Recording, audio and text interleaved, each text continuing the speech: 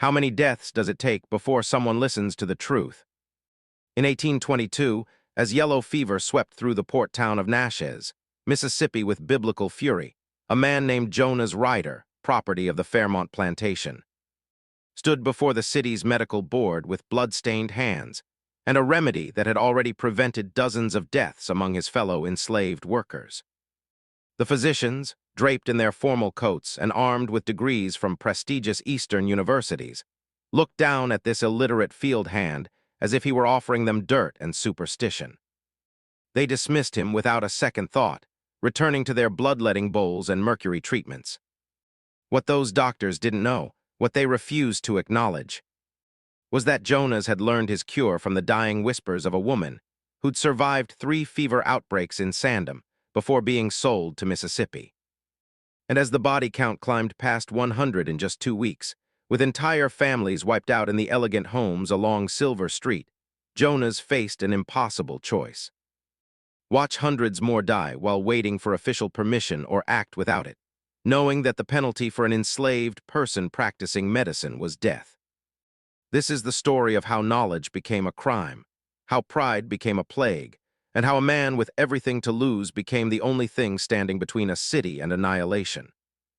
Natchez sat like a jewel on the Mississippi River, perched high on the bluffs, looking down at the muddy waters that carried cotton, commerce, and in the summer of 1822, death itself. By that year, Natchez had grown into one of the wealthiest cities in the American South. Its prosperity built entirely on the backs of enslaved labor and the white gold of cotton flowing through its port. The city was divided as clearly as the line between the river and the sky. Natchez on the hill, where the plantation owners lived in columned mansions with French wallpaper and crystal chandeliers, and Natchez under the hill, the lawless waterfront district, where riverboat workers, gamblers, and traders crowded into ramshackle taverns that never closed. Jonas Ryder had lived his entire 34 years in bondage, first in Louisiana, then at the Fairmont plantation 10 mi north of Natchez proper. He'd been purchased at age 8 alongside his mother, separated from his father in New Orleans, at an auction he could still see when he closed his eyes. The Fairmonts were considered, by the standards of the time and place, reasonable owners, which meant the whippings were infrequent, the rations barely adequate, and the work relentless. But not quite fatal. Jonas worked the cotton fields from can see to can't see, his hands permanently stained from the bowls, his back marked with scars that had faded to white lines against his dark skin.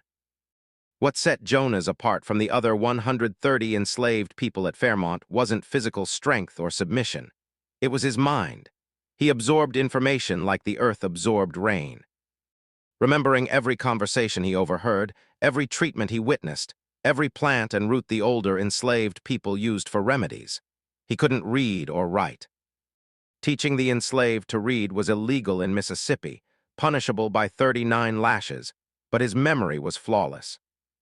He could recall the exact mixture of herbs an elderly woman named Lucinda had used to stop infection in a child's wound 3 years prior.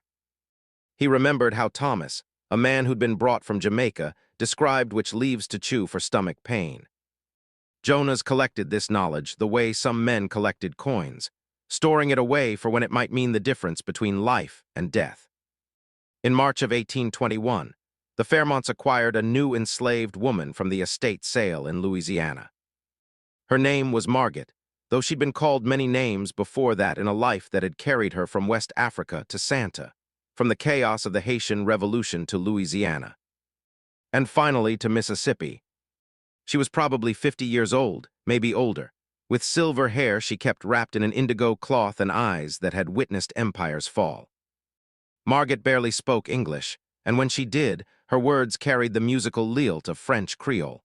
The other enslaved people at Fairmont gave her a wide berth. At first she was strange, foreign, moved differently, spoke differently, looked at you like she could see things you'd rather keep hidden. But Jonas saw something else in Margaret: knowledge. She knew plants in a way that went beyond simple remedies. She could look at a person and know what was wrong inside them before they spoke a word. She kept a small leather pouch under her clothing that contained dried leaves, seeds, bark fragments, materials Jonas didn't recognize. He began to seek her out in the evenings after the work was done, sitting near her cabin and asking careful questions. At first, she ignored him. Then slowly she began to answer. Margaret told him about Sandang, about the yellow fever that came in waves during the wet season, turning whole plantations into graveyards. She described how the fever started. The sudden chills, the back pain, the eyes turning the color of old ivory, then the terrible black vomit that meant death was coming. The doctors, she said in her broken English, mixing French words with the explanation, they bleed people. They give mercury. They kill more than the fever kill. She spat after saying this, a gesture of disgust that needed no translation. She taught Jonas about cinchona bark, though she called it by a different name, quinina, and how it had to be prepared in a specific way, boiled at a specific temperature given in specific doses. She showed him a bitter root that reduced fever, leaves that settled the vomiting, preparations that kept the blood from becoming too thin. Most importantly, she taught him about mosquito control. Though she didn't use those words, didn't know the science behind it. She simply said, "The sickness come from bad air near water when it's hot, where mosquitoes thick, sickness thick. You keep mosquitoes away, you keep some sickness away." Jonas listened to everything, remembered everything, understood that he was being given something precious, the power to save lives. But he also understood the danger. Enslaved people who practiced medicine without approval, who were seen as possessing power or knowledge that threatened the established order, often disappeared. They were sold south to the brutal sugar plantations, where survival was measured in months, not years. Or they simply vanished one night, a lesson to others who might think they were more than property. Margot survived only 7 months after arriving at Fairmont. In October 1821, she collapsed in the fields, and within 2 days, she was dead. The plantation doctor said it was exhaustion and age. Jonas, washing her body for burial as was the custom, saw the yellowing of her eyes, the fever-wasted frame, and suspected she'd fought yellow fever before and finally lost. But before she died, Margaret had pressed her leather pouch into Jonas's hands and whispered something in French he didn't fully understand, but felt in his bones. Sauvio. Save them. The fever arrived in Natchez on June 14, 1822. It came up the river on a steamboat called the Providence, which docked at Natchez under the hill after a slow journey from New Orleans. The boat's manifest listed cotton, barrels of whiskey, farm equipment, and 23 passengers. What it didn't list was the cargo of death breeding in the water barrels and the shadows of the hold, Eads, Egypt mosquitoes, carriers of yellow fever, waiting for warm blood and new territory. The first victim was an Irish dock worker named Patrick Hannigan, who unloaded the Providence's cargo in the brutal midday heat. He felt fine that afternoon, stopped at a tavern under the hill that evening, drank whiskey and played cards. By the next morning, he was shivering so violently his bunkmates could hear his teeth chattering through the thin walls. The fever climbed to heights that made him delirious.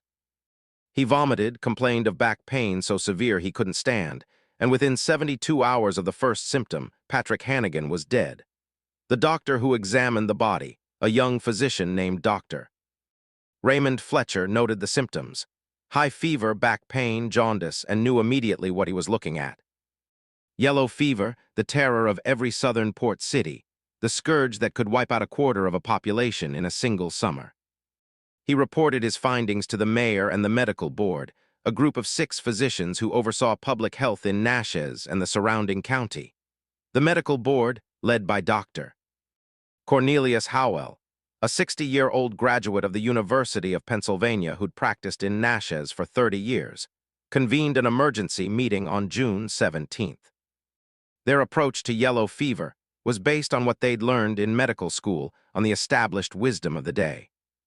The fever was caused by miasma, bad air rising from rotting organic matter, from the filth of the river district, from the moral decay of places like Natchez under the hill. The treatment was aggressive: bloodletting to remove poisoned blood, mercury compounds to purge the system, cold baths to bring down fever, isolation of the sick to prevent the spread of corrupted air. Notices were posted throughout Natchez. Citizens were advised to avoid the waterfront, to burn tar and sulfur to purify the air, to seek immediate medical attention if fever developed. The city's physicians prepared their instruments. lancets for bloodletting, porcelain bowls to catch the blood, bottles of calomel, mercurous chloride for purging, laudanum for pain. They were trained, educated, confident. They were also, though they didn't know it, about to make everything worse. By June 20th, there were 14 confirmed cases in Natchez under the hill. By June 23rd, 37 cases with 9 dead. The fever wasn't respecting the invisible line between the riverfront and the bluffs. It climbed the hills into the wealthy district, appearing first in the home of Judge Samuel Fairfax, whose daughter Elelena came down with the characteristic symptoms after visiting a dressmaker under the hill. Elelena Fairfax was 19 years old, engaged to be married, planning a wedding for September. She died on June 25th, and her death sent shock waves through Natchez on the hill. If the fever could kill a judge's daughter, it could kill anyone. The body count accelerated with horrifying speed. The cemetery couldn't keep pace with the burials. Coffin makers worked around the clock. The churches held constant funeral services until the priests themselves began falling ill. The river, normally alive with commercial traffic, saw boat after boat bypass Natchez entirely. Word had spread that the city was plague-stricken, and no captain wanted to risk crew or cargo by docking there.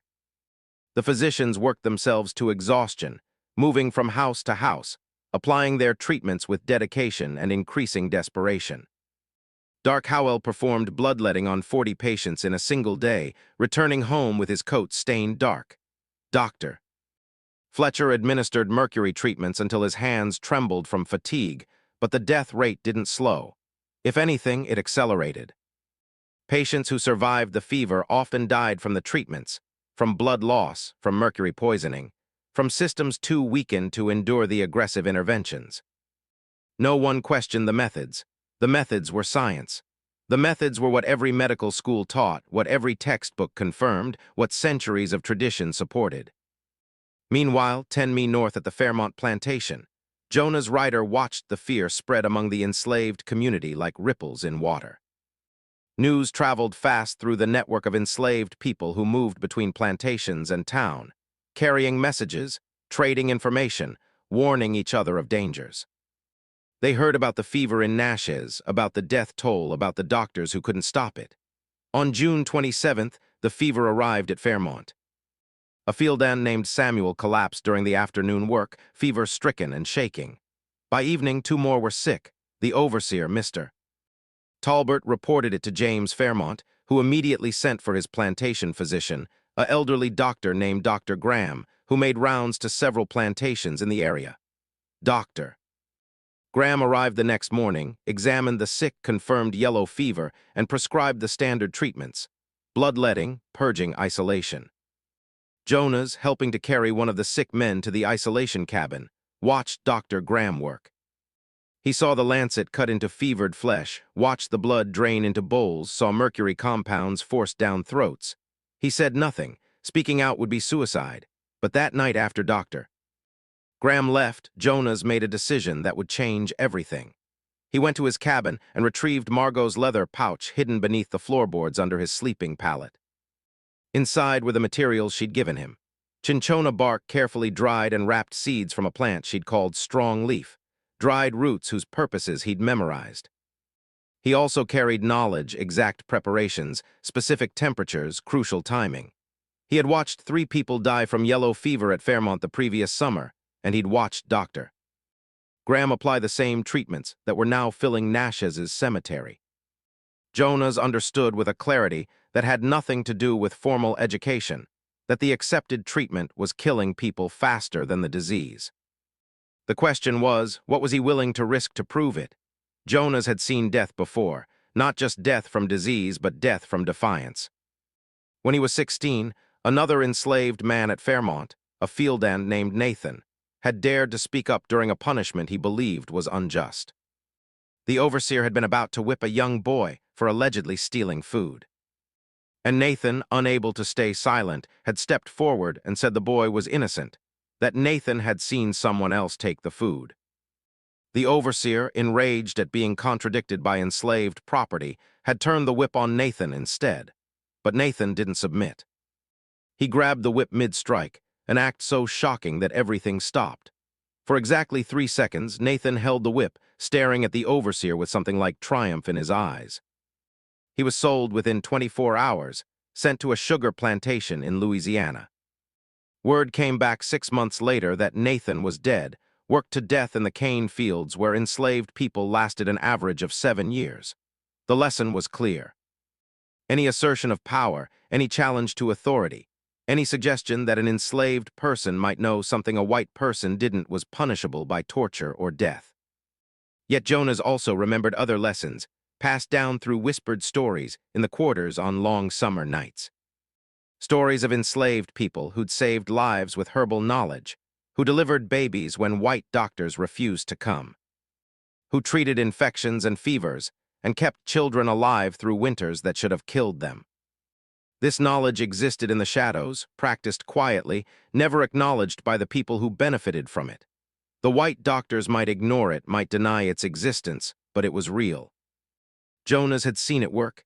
He thought about Margot, about everything she'd survived. The Middle Passage, slavery in Sandang, the violent revolution that had torn that island apart, the fever outbreaks that killed thousands. She'd survived because she knew things the doctors didn't.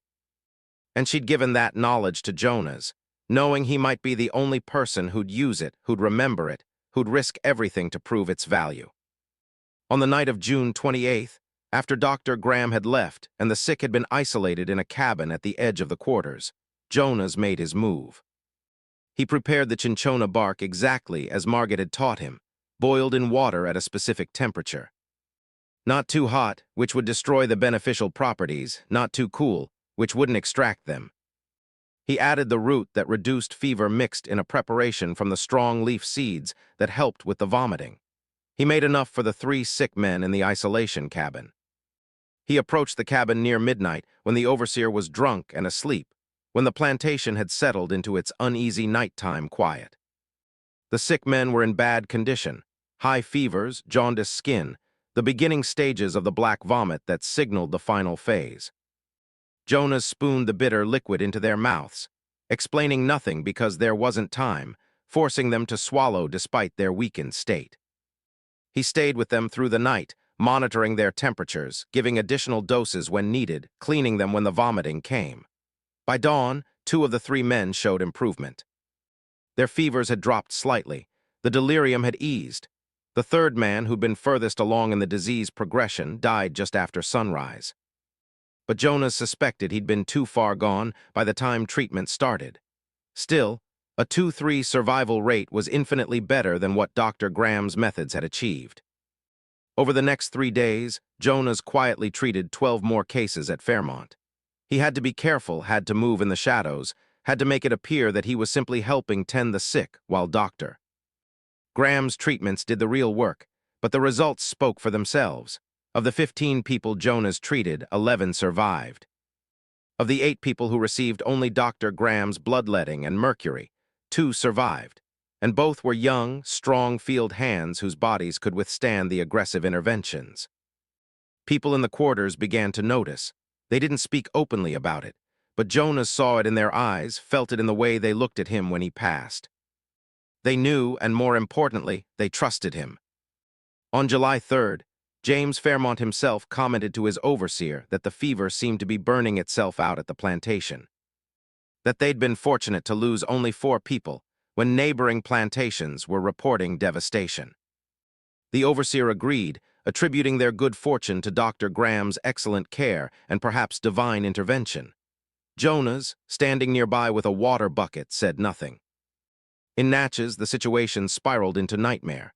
By early July, the death toll had passed 150. The city was paralyzed by fear and grief. Families who could afford it fled to relatives in inland areas, abandoning their homes, leaving servants and enslaved people to fend for themselves. Those who remained locked themselves inside, burning sulfur and tar, hanging bags of camphor around their necks, praying for salvation. The streets in Natchez on the hill, usually alive with social calls and commercial activity, were empty, except for the death carts that made their grim rounds each morning. Natchez under the hill was worse. The fever tore through the crowded waterfront district like fire through dry grass, killing dock workers, prostitutes, tavern owners, gamblers, boat crews. Bodies were stacked like cordwood outside the makeshift hospital set up in a riverside warehouse. The stench of death mixed with the perpetual smell of river mud and human waste. Rats moved freely among the dying and mosquitoes, though no one yet understood their role, bred in the standing water that collected in every corner. The medical board met daily, increasingly desperate, increasingly at odds with each other over proper treatment protocols. Dr. Howell insisted on aggressive bloodletting. Dr. Fletcher argued for higher doses of calum. A younger physician, Dr. Martin Chambers, suggested that perhaps the treatments themselves were weakening patients, but he was shouted down by his seniors. The suggestion that educated physicians might be doing harm was absurd, offensive, dangerous to public confidence. On July 8th, something shifted. An enslaved man named Isaiah, who worked for the Pritchard family in Natchez on the Hill, became severely ill with yellow fever. The Pritchards had already lost their teenage son to the fever 3 days prior, and Mrs. Pritchard was beside herself, unable to bear losing anyone else in her household. But Isaiah was valuable property, a skilled carpenter and handyman who'd been with the family for 12 years, and Mr. Pritchard wanted him treated with the same aggressive medical care they'd given their son. Dr. Fletcher was called. He performed bloodletting, administered calum, prescribed cold baths in isolation. Over the next 24 hours, Isaiah's condition deteriorated rapidly. By July 9th, the black vomit had started, and Dr. Fletcher privately informed Mr. Pritchard that survival was unlikely. That evening, one of the other enslaved people in the Pritchard household, a woman named Ruth, who did laundry and cooking, made a desperate decision. She knew Jonas.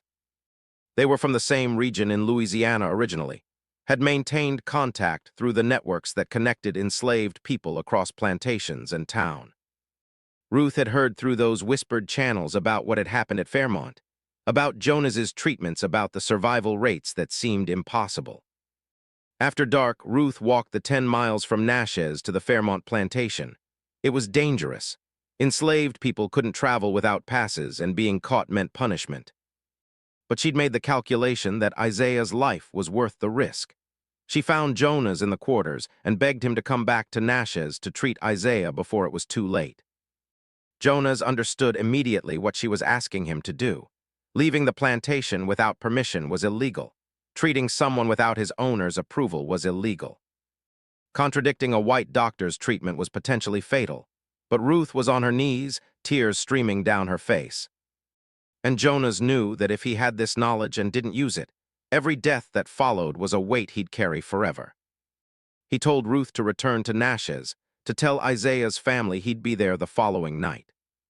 Then Jonas went to his cabin and began preparing the medicines he'd need, crushing bark and roots, mixing preparations, filling small bottles that he could carry hidden in his clothing. He knew there was no going back from this decision. He was crossing a line that would change everything. On the night of July 10th, Jonas left Fairmont and walked through the darkness to Natchez. He moved through the forest paralleling the main road, avoiding patrols. Arriving at the Pritchard house near midnight, Ruth let him in through the back entrance, and he was taken to the small room where Isaiah lay dying. The smell hit him first. The characteristic stench of black vomit, of internal bleeding, of a body destroying itself. Isaiah was barely conscious, his skin the color of old parchment, his eyes sunken and yellowed. Jonas had seen patients this far gone before. Margaret had told him the truth. Once the black vomit started, once the disease reached its final stage, even the best treatment only worked perhaps 1 time in 4. But 1 in 4 was better than none. Jonas worked quickly, spooning his preparations into Isaiah's mouth, managing to get him to swallow. Through sheer persistence, he explained to Ruth exactly how to continue the treatment. The doses, the timing, the importance of keeping Isaiah hydrated without forcing too much liquid at once. He told her what signs to watch for, what would indicate improvement or deterioration. Then before dawn could catch him in the city, Jonas slipped back into the darkness and walked the 10 mi back to Fairmont, arriving just before the morning work bell rang. For the next 2 days, Jonas went about his regular work, acting as if nothing had happened while every free moment his mind was in Natchez, wondering if Isaiah would survive. wondering if he'd just wasted medicine on a man too far gone to save, wondering if someone had noticed his absence and a punishment was coming. On the evening of July 12th, Ruth appeared again at Fairmont. Jonas saw her coming up the path to the quarters and felt his stomach drop. Surely she'd only come back if Isaiah had died, if the family was angry, if there was trouble. But when Ruth reached him, she was smiling, crying, holding his hands. Isaiah was alive, not just alive, but improving. The fever had broken, the black vomit had stopped. He was weak, but he was conscious, aware, asking for food. Ruth said that Mrs. Pritchard, who'd witnessed the recovery, had asked where the medicine came from, who had treated him. Ruth had lied. Said Isaiah must have had a stronger constitution than the doctors thought, that God had intervened. But Mrs. Pritchard wasn't stupid. She knew something had changed. Some treatment had been applied. That wasn't what Dr. Fletcher ordered. She wants to see you. Ruth said, Mrs. Pritchard, she says, if you can save Isaiah, maybe you can save others. Jonas felt something cold settle in his chest. This was the moment where everything became public, where he stepped out of the shadows and into a light that could burn him alive. But Ruth was right. If he could save Isaiah, he could save others.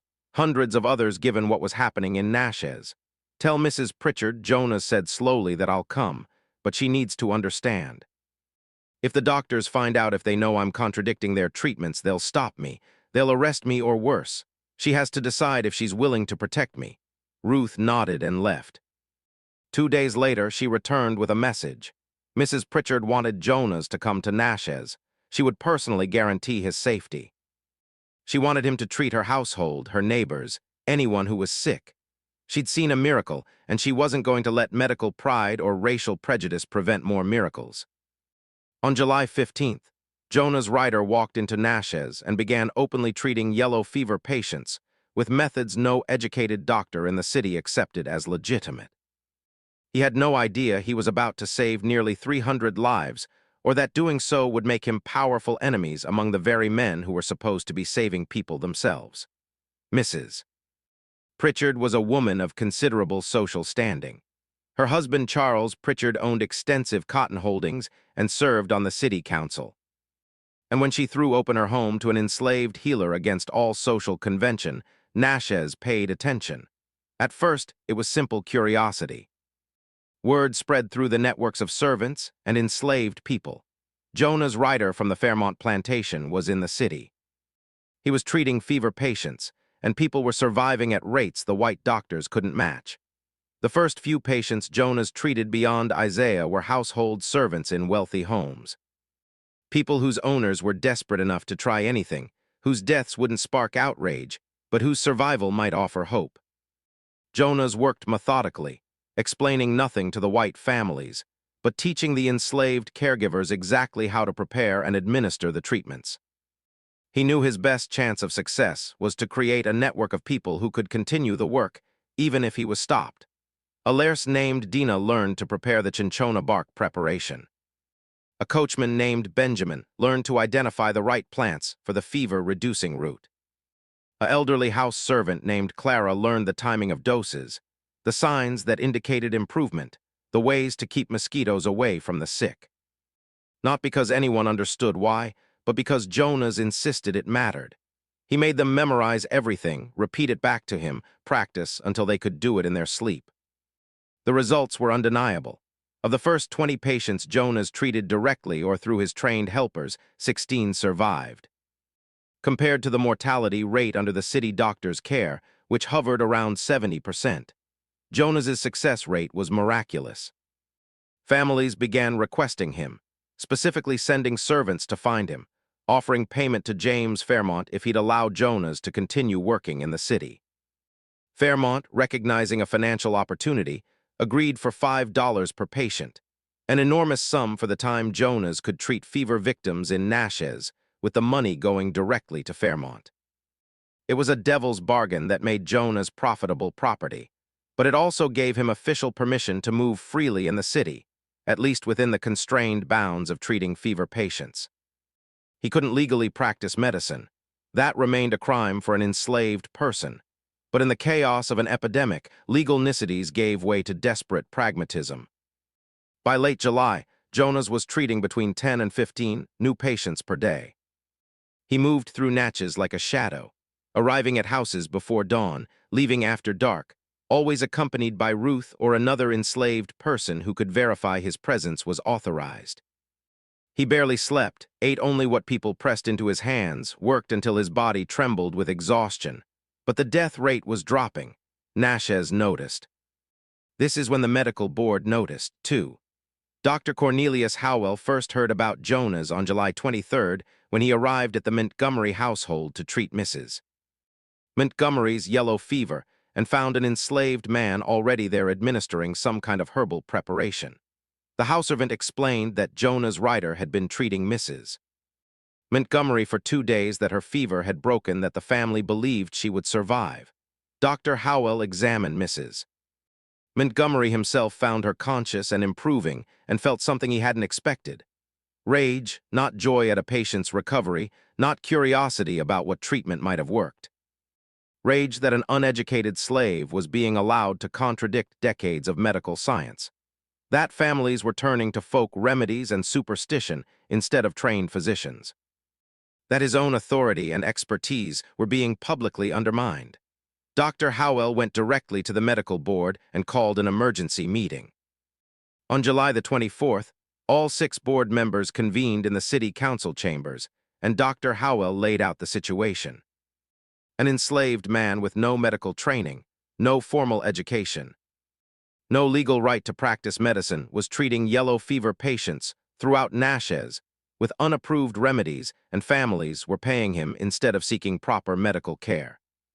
This is not just illegal, Dr. Howell said, his voice tight with anger. It's dangerous.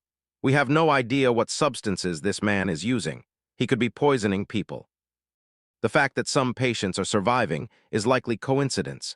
Yellow fever's mortality rate varies naturally.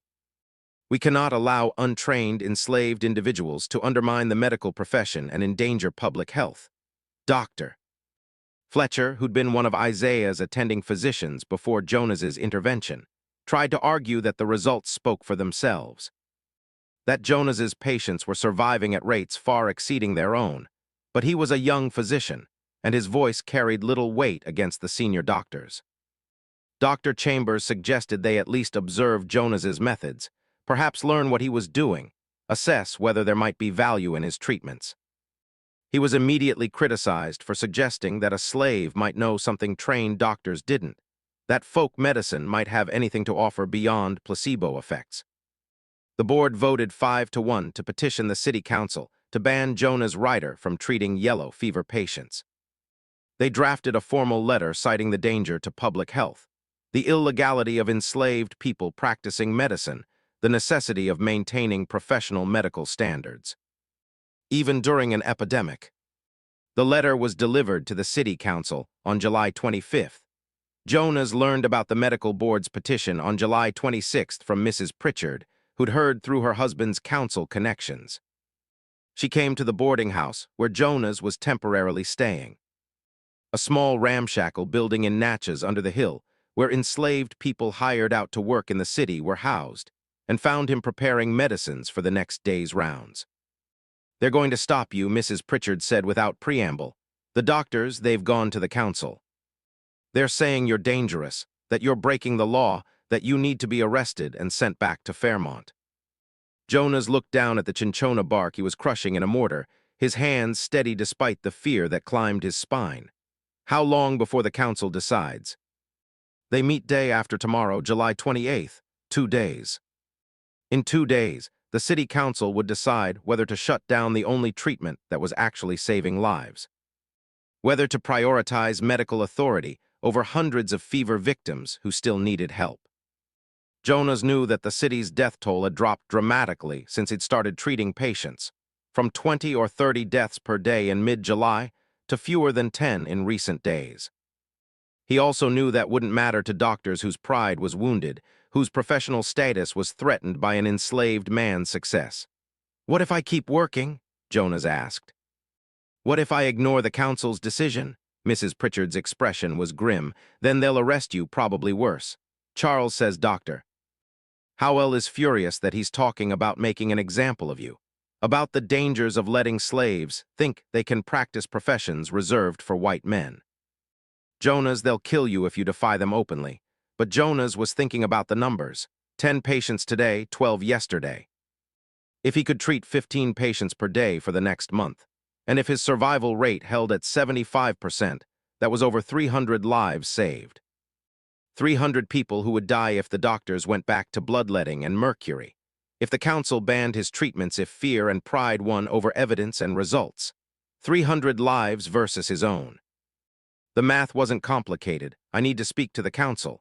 Jonas said, before they decide, I need to explain what I'm doing, show them the results.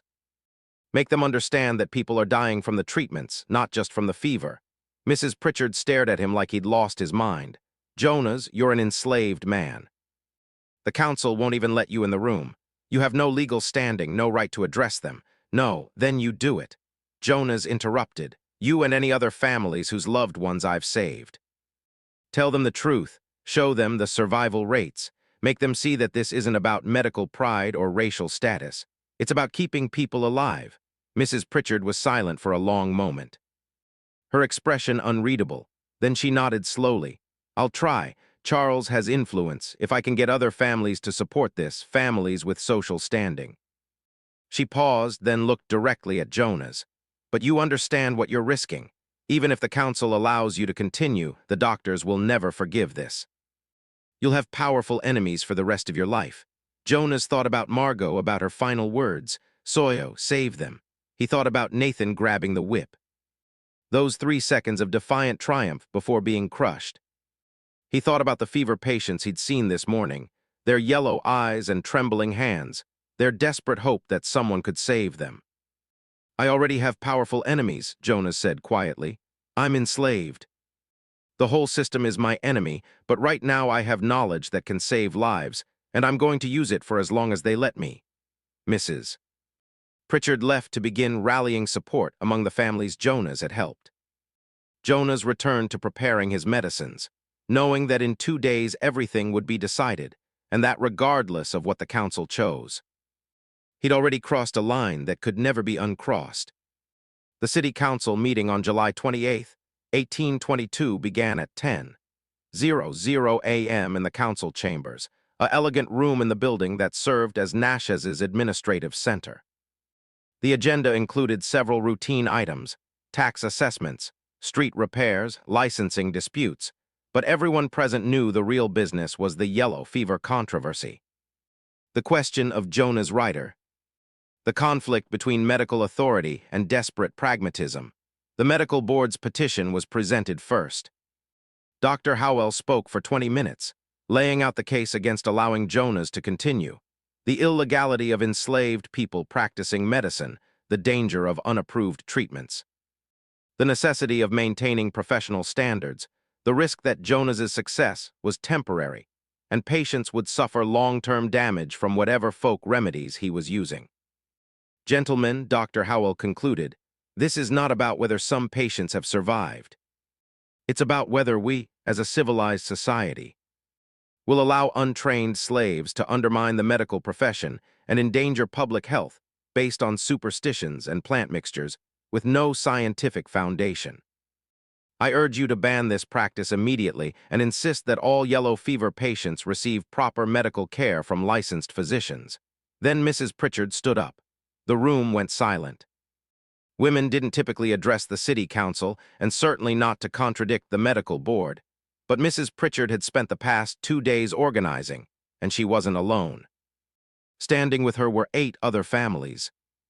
The Montgomerys, the Harrisons, the Caldwell family, Judge Fairfax, whose daughter had died despite the doctor's best efforts, and 4 other households that had lost people to yellow fever under traditional treatments, but had seen survivors when Jonas intervened. Council members, Mrs. Pritchard began her voice steady. We are here today not to challenge medical science, but to present facts that may have escaped the board's attention. My household servant Isaiah was diagnosed with yellow fever on July 8th. Dr. Fletcher treated him with bloodletting and mercury, the accepted protocols. By July 9th, Isaiah was actively dying. Dr. Fletcher himself said survival was impossible. On July 10th, someone gave Isaiah a different treatment. By July 12th, his fever had broken and he was recovering. Isaiah is alive today because of that treatment. She paused, letting that sink in.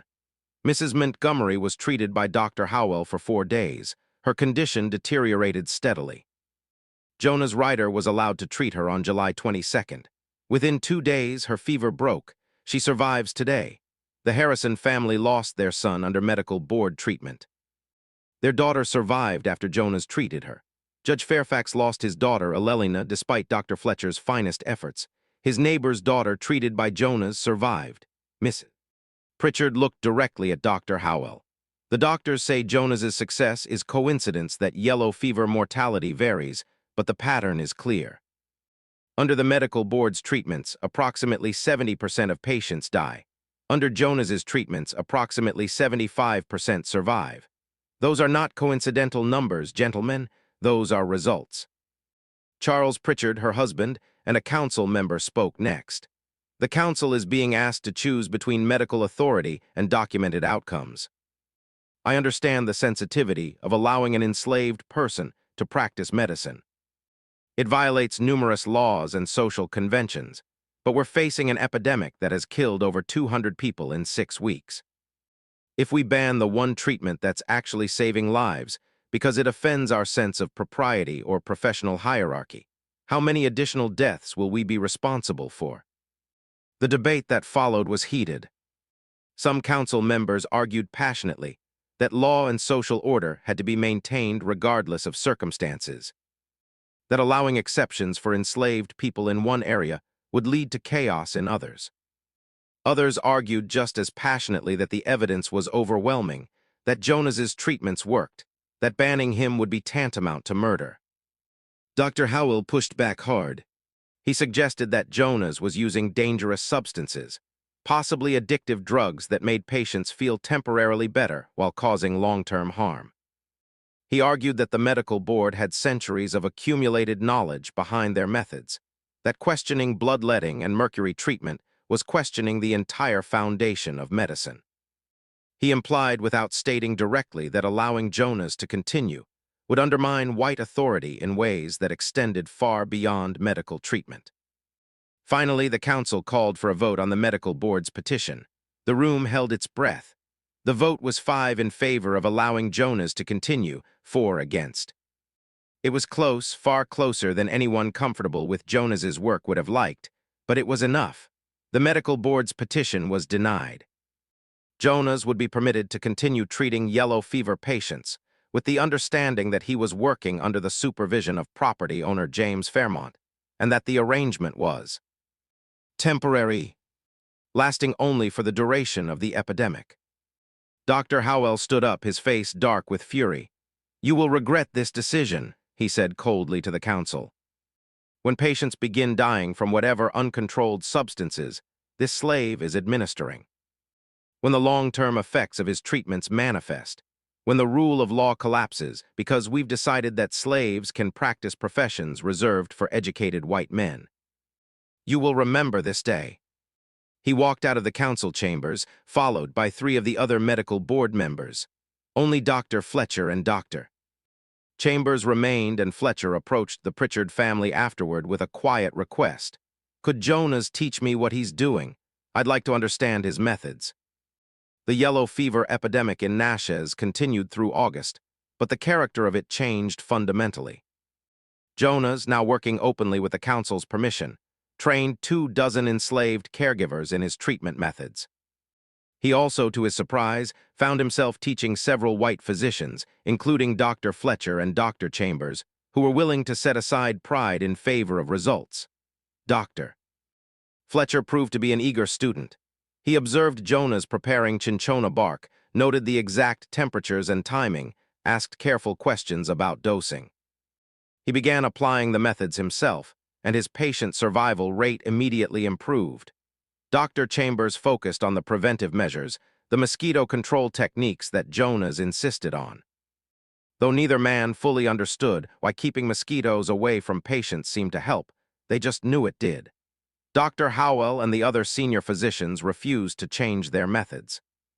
They continued bloodletting and mercury treatments, continued to see their patients die at appalling rates, and continued to blame the deaths on the severity of the fever rather than the treatments themselves.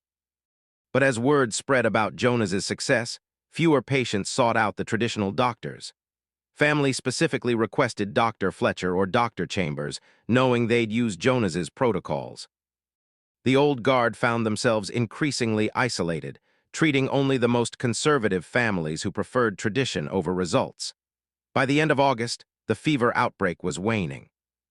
The cooler temperatures of early autumn slowed the mosquito breeding cycle, and the combination of Jonas's treatments and basic preventive measures had broken the epidemic's back. The final death toll in Natchez was 287 people, a horrifying number, but far less than it would have been. Dr. Fletcher calculated that based on the mortality rates before and after Jonas began treating patients at scale, Jonas's interventions had prevented between 250 and 300 deaths. On September 4th, when the last active fever case was declared recovered, the City Council held a special session to officially end the epidemic emergency protocols. Charles Pritchard used the occasion to publicly acknowledge Jonas's role, to recognize that an enslaved man with no formal education had saved more lives than all of Natchez's trained physicians combined.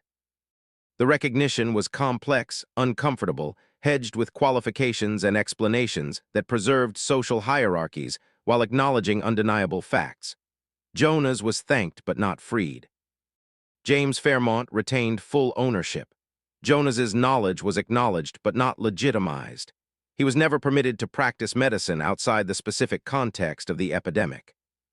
The treatment methods were documented and incorporated into some physicians' practices, but Jonas himself was credited only informally in private conversations in the memories of families he'd saved. Dr. Howell never spoke Jonas's name again. He practiced for another 8 years, dying in 1830, and his obituary praised him as a pillar of Natchez's medical community. It made no mention of the yellow fever epidemic of the hundreds, who died under his care of the enslaved man, whose treatments he'd tried to ban. Jonas returned to the Fairmont plantation in September 1822 and resumed his life as a field hand. He was not freed, not compensated beyond the money that had gone to his owner, not given any special status. But within the enslaved community across Mississippi and beyond, Jonas became something else. A legend, a symbol, proof that knowledge mattered more than freedom. That truth could overcome prejudice if the evidence was overwhelming enough. He trained others when he could, always quietly, always in the shadows. The network of healers he'd created during the epidemic continued their work, treating illness and injury with methods that combined African traditional knowledge, Caribbean plant medicine, and careful observation. They saved lives the white doctors couldn't save, and they did it without recognition, without permission, without official acknowledgement that they possessed any knowledge worth respecting. Jonas lived until 1851, dying at age 63, remarkably old for someone who'd spent his entire life enslaved. He saw Mississippi's cotton economy expand, saw the institution of slavery grow more entrenched, saw the tensions that would eventually lead to civil war begin to form. He never saw freedom. The Emancipation Proclamation came 12 years after his death, but in the quarters at Fairmont and in enslaved communities throughout the region, they told stories about Jonas for generations. About the summer when death walked through Natchez, when the educated doctors couldn't stop it, when a slave with bitter bark and determination saved 300 lives. They told the stories to remember that knowledge mattered. That wisdom didn't require permission. That sometimes the most powerless person in the room was the only one who knew the truth. Did it really happen? The historical record is, as always with enslaved people's stories, incomplete. Yellow fever outbreaks in Natchez are well documented, particularly the severe epidemic of 1822. The medical treatments of the era, bloodletting, mercury purging, are confirmed in countless medical journals and letters. Cinchona bark, the source of quinine, was known to be effective against fevers, and was used in Caribbean communities long before Western medicine officially accepted it. But Jonas Ryder himself, his name doesn't appear in Natchez's official records, in medical board minutes in city council documents from 1822? Of course, it doesn't. Enslaved people were property, not persons, and their contributions were rarely documented. The absence of proof isn't proof of absence, especially when the story was never supposed to be recorded in the first place. What we know for certain is this: countless enslaved people possessed medical knowledge that white doctors ignored or actively suppressed, knowledge that saved lives, knowledge that was practiced in the shadows, because acknowledging it would threaten the fundamental lie that supported slavery. The lie that black people were intellectually inferior, incapable of complex thought or valuable contribution. The eraser was the point. The silence was deliberate. Jonas Ryder might be a name lost to history, or he might be a symbol representing dozens of enslaved healers whose real names we'll never know. Either way, the story is true in the ways that matter most. 300 people lived because someone refused to let ignorance masquerading as education determine who deserved to be saved. The fever passed. The doctors moved on, and in the quarters they remembered. Before we continue, if you're fascinated by these dark chapters of American history, the stories they tried to erase, the people they wanted forgotten, hit that subscribe button. Every week we bring you the real stories, the uncomfortable truths, the mysteries that make you question everything you thought you knew. Don't miss what's coming next. Subscribe now. This story raises a question that still haunts us today. How many times has authorities silenced truth because accepting the truth meant admitting they were wrong? If this story made you think, if it made you feel something, leave a comment. Tell us about a time you saw knowledge dismissed because of who possessed it. Let's start a conversation. And if you haven't already, like this video. It helps us reach more people who need to hear these stories. We're halfway through and the story only gets darker. But first, have you checked out our playlist of forgotten American stories? Hours of content about the people history tried to erase, the events they covered up, the truths they buried. Click the link in the description and fall down the rabbit hole. You won't regret it. If it made you see American history differently, if you believe these stories need to be told, share this video. Send it to someone who thinks they know everything about the past. Post it, spread it. These stories survive only if we refuse to let them be forgotten. And if you want to support this channel and help us keep digging up the truth, check out the membership options in the description. Thank you for listening. Thank you for remembering.